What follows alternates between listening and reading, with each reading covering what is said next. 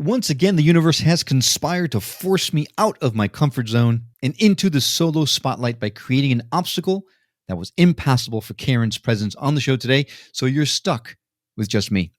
But as with past episodes, I'll do my best to make up for it by bringing you one of the most fascinating guest experts we've had on the show.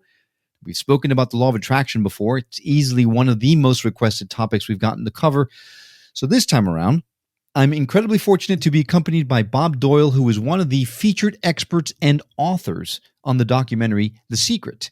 Bob has taken the metaphysical elements of the law of attraction and combined them with the science of neuroplasticity and come up with an ingenious way to help us mere humans to rewire our brains so that we can manifest the lives that we really want and not the one that we're forcing down on ourselves with our thoughts.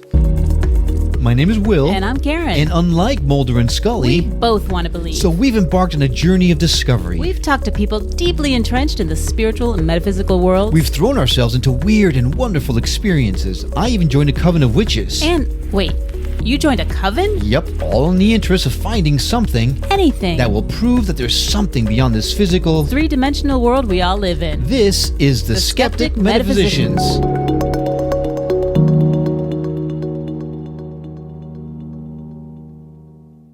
This is the Skeptic Metaphysicians.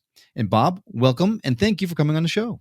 It is great to be here. Thanks so much. Now, this is an exciting topic for us. We have covered it before, but not quite like this. We're going to get into all the stuff about the secret and your process and all that kind of stuff. But let's set the table first and tell us your story. How did you come across the thought process or the motivation to talk about this law of attraction type of thing?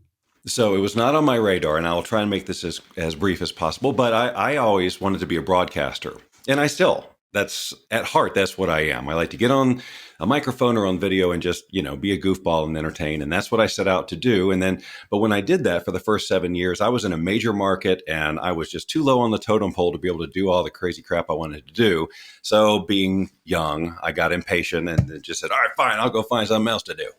And that led to jumping around from career to career, trying to find something where I could express myself creatively, because that's really what drives me. And I really believe what drives most people. If they're not feeling like they're being able to express themselves, that's when they start to get depressed and anger and all of the trouble starts. But nothing I was doing was bringing me joy or making me the money I needed. And it was just like I felt, and I got pretty clear that I was not a great employee, more of an entrepreneur, because of my I want to do things my way behavior, which persists to this day, I can tell you. But so that seemed to be so any business I tried, any little idea just wasn't working. And that's what got me looking for answers down the more metaphysical paths, because I was the son of, still am, of a school teacher. And so I grew up kind of logical, analytical and all of that. And so this, as I was exploring the more, what's the invisible reason that things are failing for me, and I'm looking at and I'm learning about meditation and visualization and the whole concept that we can create our reality. And of course, something in me wants that to be true, and I want to believe that. But the skeptic in me was like, well, I don't know. So, but I studied and studied and studied, and that finally led me to sort of the quantum physics aspects of it, and that my mind liked. Because suddenly thoughts and the energetic nature of our thoughts became more of a tangible thing for me. And I could see where, although I was saying out loud, I wanted all of these things in my life, what I was actually, telling myself internally was a very different story about how hard money was to come by and how persistent debt was going to be, because that was my life experience. That was literally how I was wired. I wasn't using the wired terminology back then, but that guided all of my behavior. So when I started using some of these law of attraction principles to sort of change my mindset, like creating a vision board or whatever, and I started to get results, things changed in my life. And that ignited an enthusiasm for what I had learned. And that I kind of put it all together in this first iteration of a program called Wealth Beyond Reason. And I put it out there. It was 95% other people and 5% my input. But as that program grew and spread and all of that, I made a pretty important decision about who I was going to be in this conversation. I say this because it pertains exactly to what we're talking about and what I'm teaching, but I wasn't thinking about it in terms of how this was affecting my brain and my biology. But I determined that instead of being a facilitator of all this information, just sort of a conduit, I wanted to be someone who could actually deliver these concepts, make a difference, communicate them in a way that would make a difference. And as soon as I owned that as my way of being, that's when, if you will, I got all those downloads. It's just like, oh my God, content is pouring through me. And I created this monster of a program. That program is what Rhonda Byrne, who created The Secret, found in her research. That's how I ended up in that project, because I think she wanted that voice, just the normal guy who kind of stumbled into this, wasn't in the personal development industry really for, not like Jack Canfield and Bob Proctor and all those other people in there. So I was just this normal voice who explained it in a grounded way. And I think that's just how she wanted that voice in there. If you watch The Secret, you can see there's all sorts of teaching angles in there. So that's how I got in that. So that's kind of part one of the story, and I'll breathe now.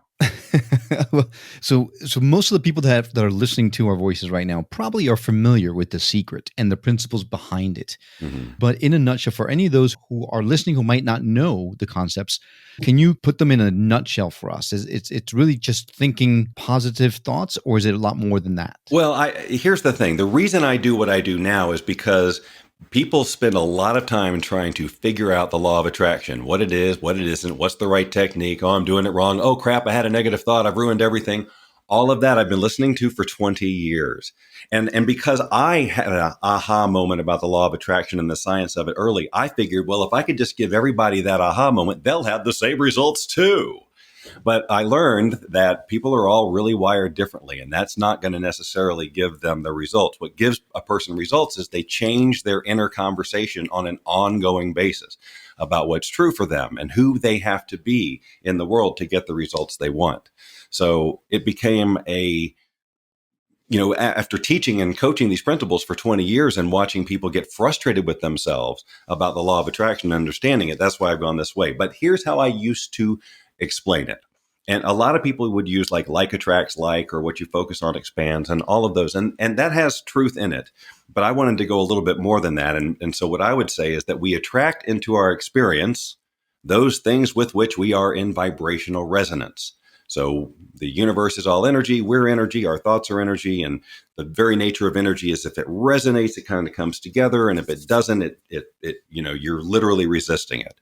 So that's how I would explain it. And I had these cute little diagrams and everything about showing what resistance was and how it would work, and not heads nodding and all of that stuff. But when it came to implementing, that information was not what was important.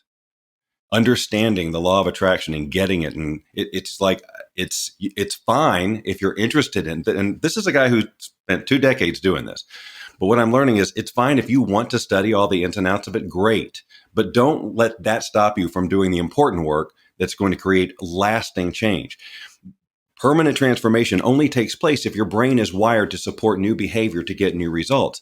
The law of attraction is absolutely working in the background, based on all the stuff we talk about, your energy and your vibration. But if you put so much focus on getting your vibration right and worrying about if you're doing it right, I'm telling you, I've seen it over and over. It just slows the process down. We weren't created with this ability to obsess over it. We were created with this ability to use it. We have this amazing brain that creates our realities with our imagination, and we're using it poorly for the most part. And I guess that's where the neuroplasticity comes in, where you actually have to train your brain into thinking a different way so that it does stick. Because to your point, people are saying, oh my gosh, I had a negative thought, so that ruined everything. I got to start from scratch. In a very real way, one might argue that it's not one negative thought you've had, but rather an entire negative way of being. Subconsciously, your thoughts affect you without you even realizing it. So that one negative thought might be echoing feelings that you have within yourself at some point that are truly your real reality, right? And this is the thing, we're not aware of all of that. It's so autopilot, it's so hardwired that we're not conscious of what's going on an automated basis. And we've got a truth that is created from all the input we received from age 0 to 7 or whatever, and we were just saying yes to everything. So we took on the values and beliefs of whoever was telling us stuff. And they may have very limited beliefs about what's possible for you or for people or their family or whatever. So it's not surprising that we get wired with this skewed version of the truth, but everybody has their own truth. And that's really an important thing to know, is that everybody's looking at the world through a slightly different lens, which is built around their wiring. And that wiring drives them into behavior. They make meaning out of a situation. And based on the meaning they make it, they're either going to take action or they're not going to take action based on that. So every result you have in your life, it comes down to how are you wired?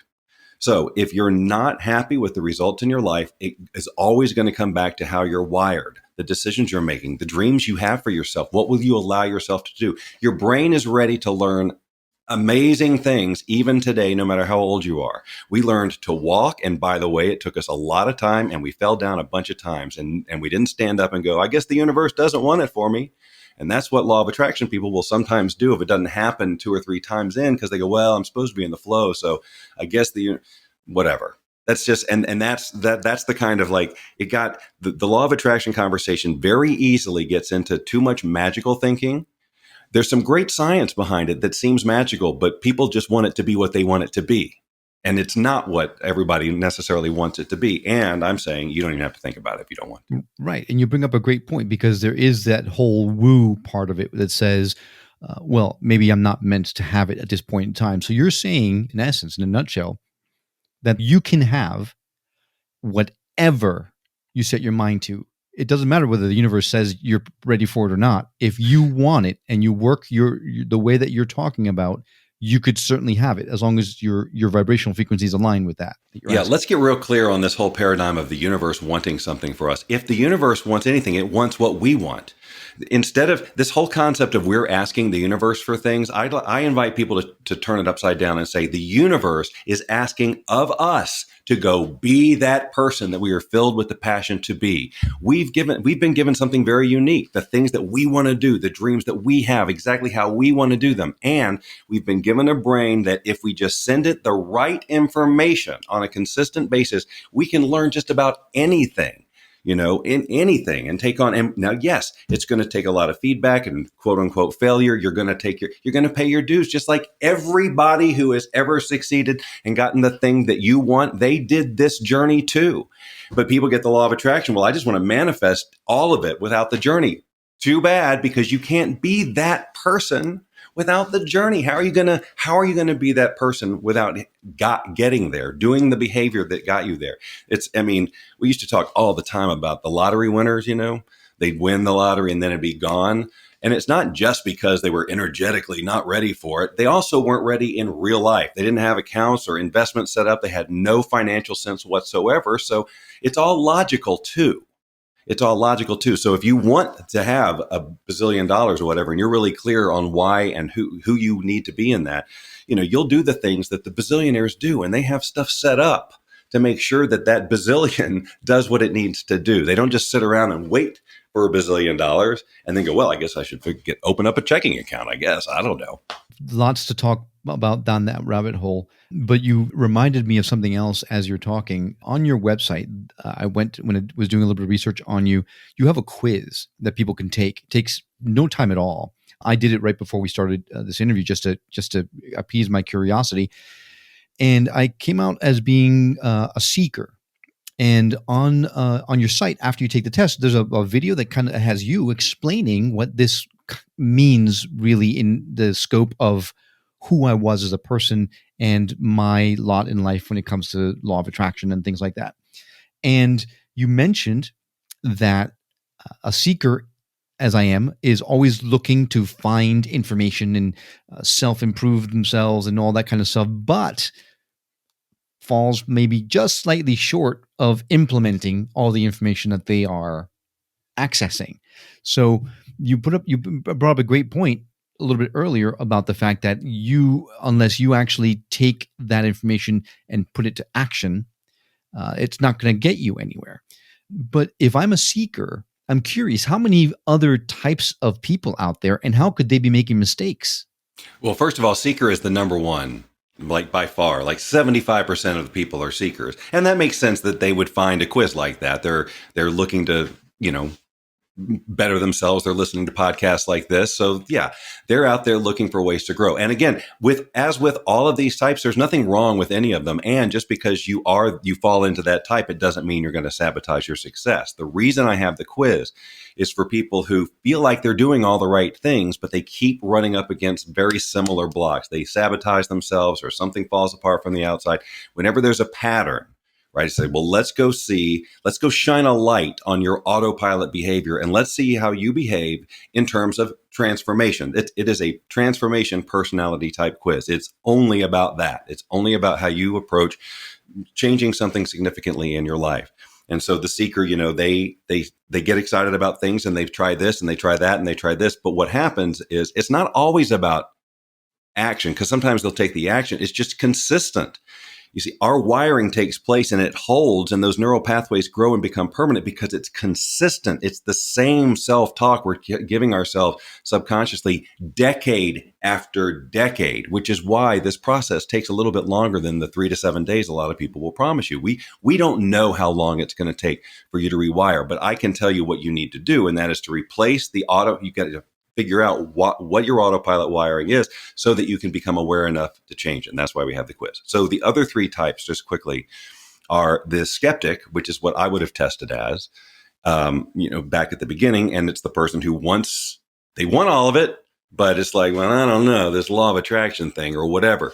The basic pattern of this type of skeptic, and again, there's certainly nothing wrong with being skeptical about things because it stops you from doing a lot of dumb stuff. But in this context, I'm talking about the person who every time they run across an opportunity that could make their lives better, they run it through the question, why won't this work for me? And if you ask that question, you're going to get those answers. But the skeptic could ask the question, how could this work for me?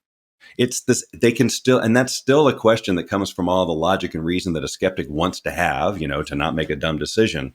But to ask a question, how could this work for me? If they start doing that when the opportunities come up, they're going to get those answers. And then maybe they'll actually step into one. The skeptic gets to be right about nothing working for them because they never will do anything because they poke holes in it before they even start.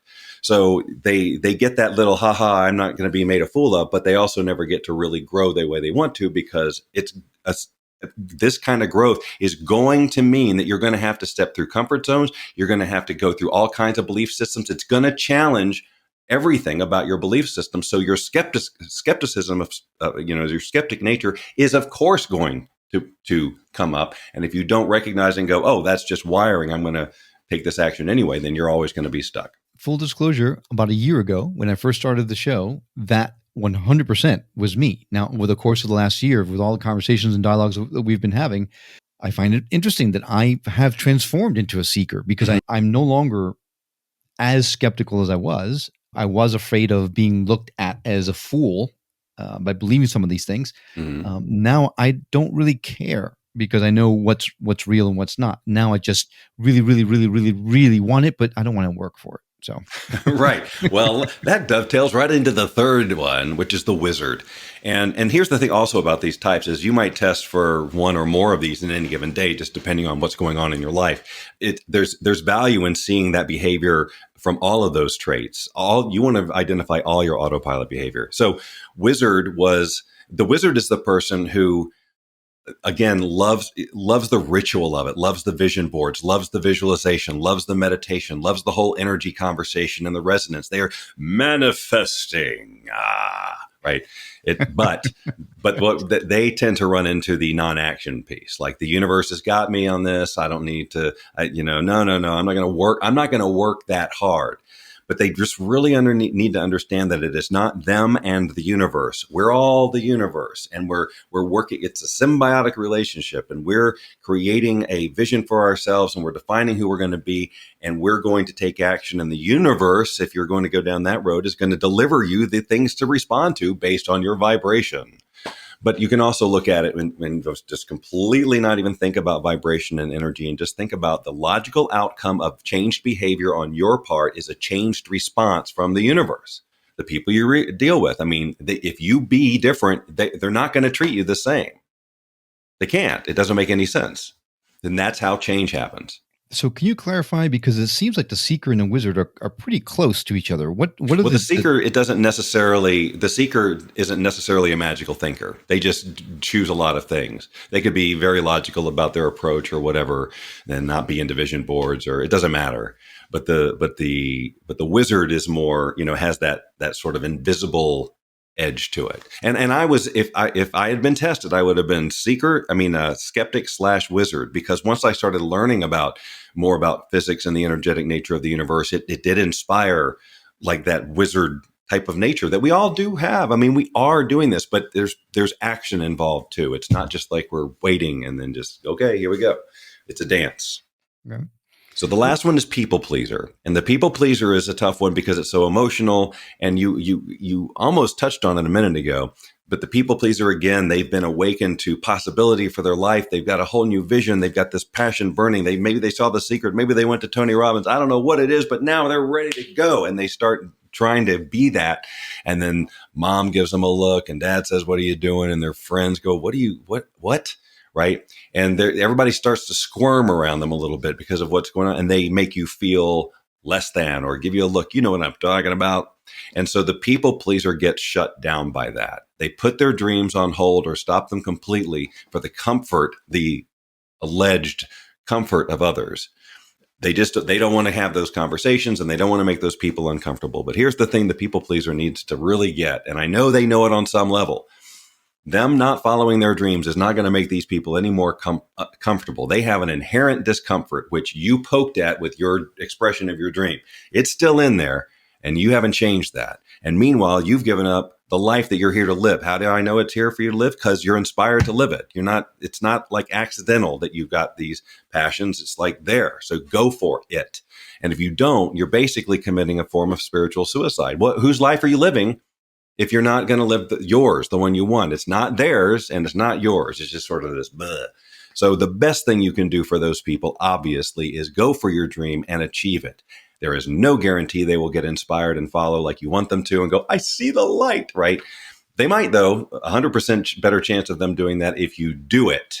But meanwhile, you're going to go have your dream. You're going to attract a whole new group of people around you who see you for who you are, who support you and lift you up and continue on that journey. And it's not a struggle anymore. You don't need getting validation from a bunch of people who can't dream as big as you. These are fascinating. And you can look through each one of them and go, yeah, makes perfect sense. I know someone in probably every single one of those buckets very, very easily, perhaps maybe my own family. Yeah, no, I'd say give them the quiz.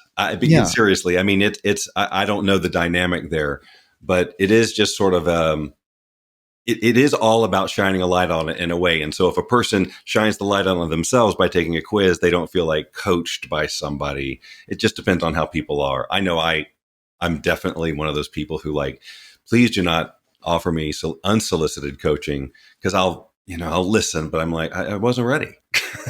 I'll tell you when. So, and that's just how I've approached my entire career. Like I've never wanted to force any of this. I don't debate any of these principles. And the thing with the law of attraction, there was a lot that people want to debate about. Yeah. What about this? What about that? And I had a cousin or you can talk about, hey, you know what transformation is your brain changing. Everybody agrees that your brain can change. So it's just a matter of how do you want to change it and what do you need to do? And that's what my work is about. So there's no more going on for hours and hours about vibrational resonance or any of that. We get into what do you want your life to be and who do you need to be to have that life?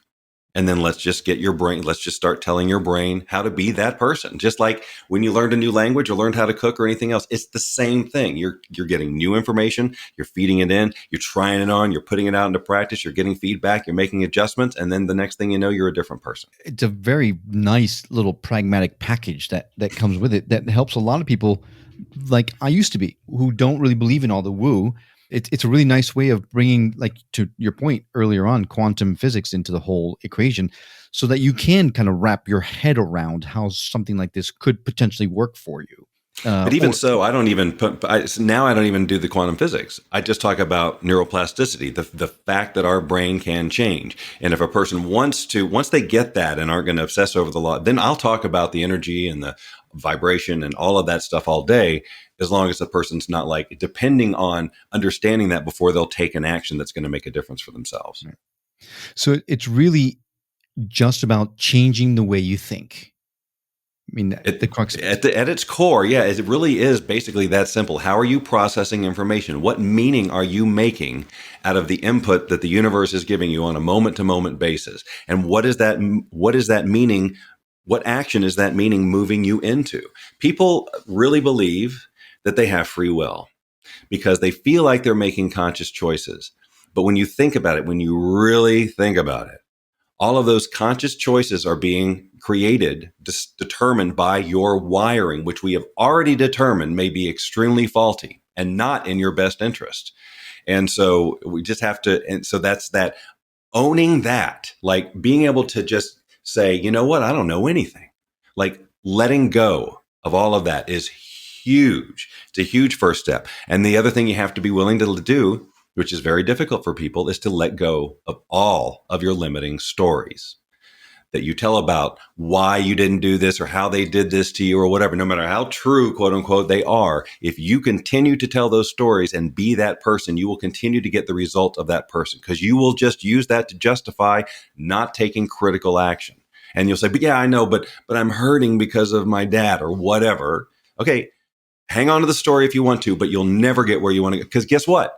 That successful person doesn't tell that story. It's not in there unless they're telling it from a stage with no emotion until, that was their jumping point. And I determined right there that I would never again.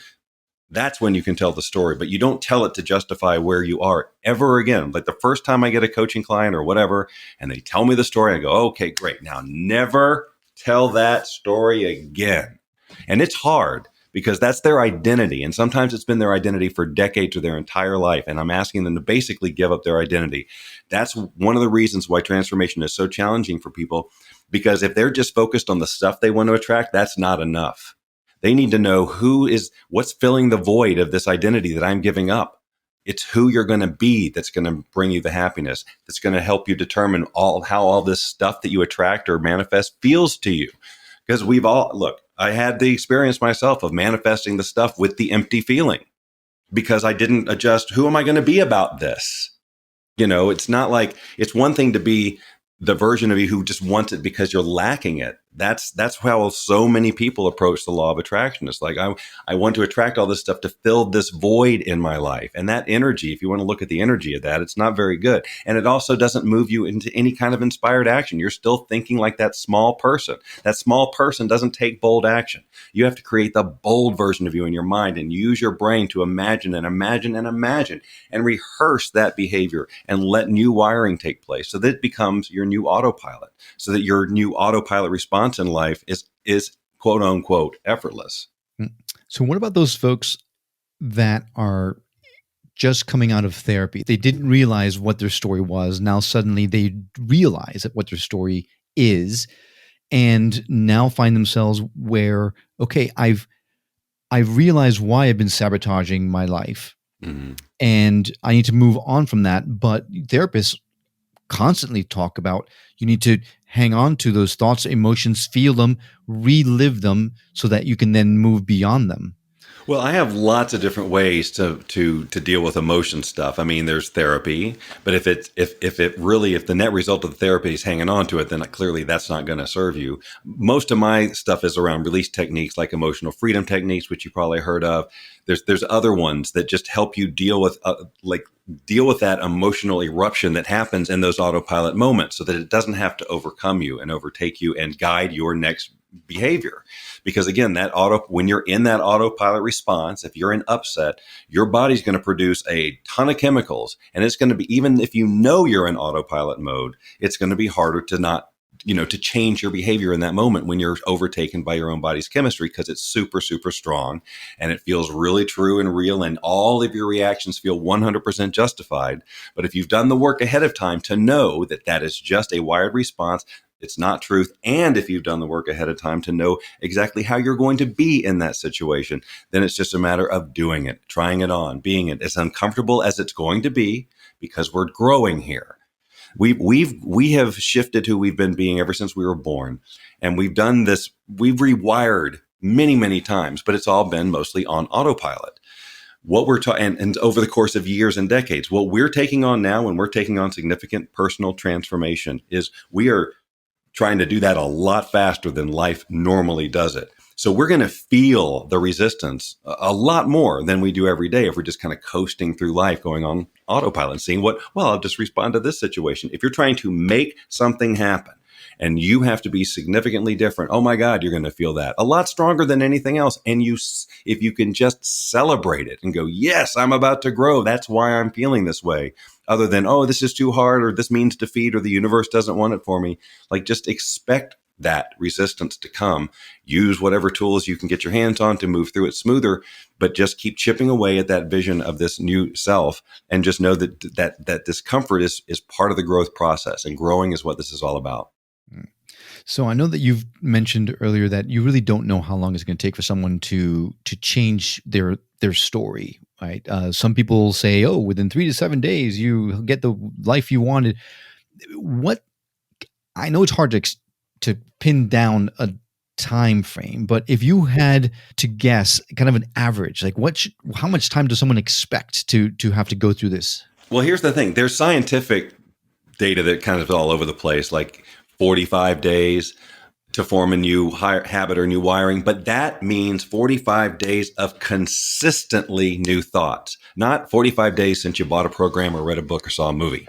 It's every day you're correcting all the time. And that's what people don't do, because they just don't have the support system. Life doesn't give us that support system. We're we're surrounded by a bunch of people who probably aren't as big thinking as some of us are. And so we can run into all that resistance, and we don't have the support to move through. It's very easy to get stopped or slowed when you don't have either coaching or a group support or whatever, because we're talking again about 24 hours a day. Your brain is doing something. It's sending some message.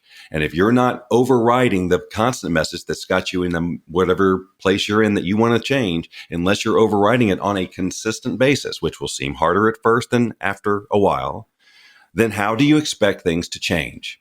You can't expect life to change if you're just taking a few minutes each day to do a visualization or do a meditation or think a positive thought or post a meme.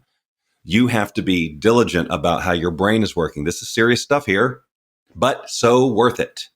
But it's uncomfortable piece that makes most people bail. And then the seeker will just go, oh, I'm going to find something easier. I'm going to find something easier. I'm going to find something easier. And then literally 10 years later, they're still looking for something easier. I feel so attacked.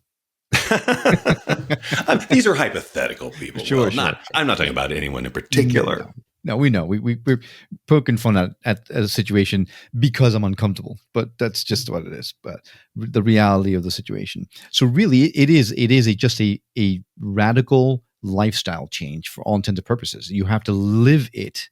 It's not just a simple 3 to 7 day process. If you want a radically different lifestyle, then it starts with a radically different way of being. And of course, you're not going to know exactly what that looks like or how that is right away because you've never lived it. So that's part of the process too, of working with somebody to help you get that vision and think bigger than you can possibly think, because literally people just think small. I mean, they think they're thinking big and they're really thinking small because they just aren't used to it. And so they need to be shown, that they can think bigger. And then that makes, like, if you think really ridiculously big and you get comfortable with really ridiculously, like, bigger than you need to have the life you want, then that area where your life is really where you want doesn't feel as big. And that, again, from the law of attraction point of view, we talk about that's much better energy. It's more in resonance with whatever. But you will also, if you're feeling easier about things, feeling more at ease about living a bigger lifestyle, you will be different in the world with people and you will get different results. You'll take different action. You might be a little bit more bold. You might have it tapped into a greater sense of creativity because you're not stressed about stuff all the time. And that's what's going to support this lifestyle. Okay. So you've convinced me. What do I do? What is my first step towards making this change? Well, your first step you took the quiz. So you now know at least, and now we've talked through some of the types. So maybe you've seen some of that behavior, in some of the other types. So it's really about now that you know that, If you see behavior in your life that you know that is stopping you, like, okay, this speaks to me, and here's a situation where I get into seeker mode or move, or I whatever, then it's about imagining, well, how would I like to be in that moment? Because really, this is about transformation. My conversation, what I help people do is transform. So how do you want to change? How do you want to transform? What are some of the characteristics that you think you have now that might be slowing you, that you'd like to have a different version of, to feel more empowered, to take bolder action, to get bigger results? Do you know why you want bigger results? Do you have that vision of your future? Have you imagined who you need to be in it? These are all like the starting things that I help people with. It's all like every day when I work with people, they have a thing to do every day, and the day starts with a visualization and ends with a visualization. And I would recommend this to you. So at the beginning of every day, I have people look at the day ahead. They know what they're going to do. Obviously, there's always surprises, but if you know you've got a thing, and you know that this is a thing where sometimes you get into that mode you don't want to be in, that you get that behavior that I know this is not propelling me forward. So you get to imagine, how would the ideal me be in that situation? And you get to run every possible scenario of how it could go, and then how you will respond as that person who's got it all together, who's just this is no problem. So you imagine that, and you feel it, all that law of attraction stuff, really feel it, right? Because that's what's going to get the brain doing its thing. And then you go through your day. And then when that situation pops up, you try on the new behavior that you rehearsed and rehearsed and rehearsed. And then you see what happens. And then at the end of the day, to bookmark that, you look back at your day and you go, okay, where could I have done better? What was a situation where I got into autopilot? Maybe I noticed I did, maybe I didn't, but I'm noticing it now. How would I have liked to have been? And you run it and you run it and you run it. Sounds repetitive, but it's really, this is the reality creation machine we've been given. I mean, you hear about it in sports, athletics, athletes who rehearse their 3-point shot and then boom, go do it, or, that kind of thing. Our brain can absolutely do that. And we use our imagination to ruminate and worry. And we could be creating incredible behavior that's going to get us an incredible life. And of course, there's no better support system than someone like you that has the skill sets there to help coach someone, so that you're constantly keeping this top of mind for someone. So if someone wanted to reach out to you, obviously the first thing to do is go to your website, which is meetbobdoyle.com. You've got the quiz on there. You've got lots of, books galore, courses. You've got videos. You have all kinds of stuff on that site. So I would urge you to take that step, to go to meetbobdoyle.com first and foremost and take that quiz, and then see if it's something that Bob could help you with. Bob, I'm convinced I'm gonna reach out to you, because I'm really curious to see how much further my life can go without those self-sabotaging thought processes. Yeah, you'll be amazed. And here's the thing, just leaving this thought for people. I mean, we're all humans. We're all humans, and there's people out there who have done some incredible things, and there's people out there who have done incredible things that got started later than you are right now. So it's like, it just doesn't matter. You got to let go of any stories you have about why you can't, and ask, how could I? How could I? Would I need help? Can I get assistance? Is there something? What do I need to learn? Is it worth taking 5 years to learn something I know nothing about, so that in 10 years I can be living my dream? Hell yes, it is. Do it.